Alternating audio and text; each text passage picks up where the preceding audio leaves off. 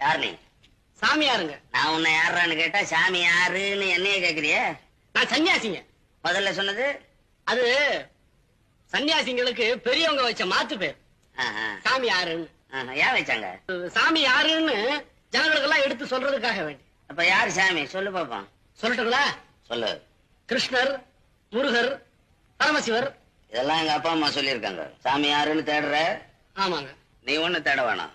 எவ்வளவு காலத்துக்கு முன்னால பெரியவங்க எல்லாம் சேர்ந்து சாமி யாருன்னு சொல்லியாச்சு. அதனால அந்த வேலையை விட்டுட்டு வேற வேலை ஏதாவது இருந்தா பாரு. இந்த தொழில் சுலபமா இருந்த உடனே இதை கையாளுறா போல இருக்கு. ஐயா இதுலயும் ஏகப்பட்ட சிரமம் இருக்குது. இதுக்கெல்லாம் வயசு, படிப்பு, நல்ல எண்ணம், யோகிதை எல்லாம் வேணும்னு பெரியவங்களே சொல்லி இருக்கிறாங்க. அதனால வேற வேலை ஏதாவது செஞ்சு சாப்பிடு. ஐயா வேற வேலை கிடைக்கலீங்களே.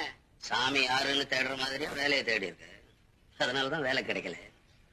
என்னடா இப்படி எல்லாம் பேசுறானே நாஸ்திகன் நினைச்சிடாத. என்ன போல ஆஸ்திகம் உலகத்திலே கிடையாது.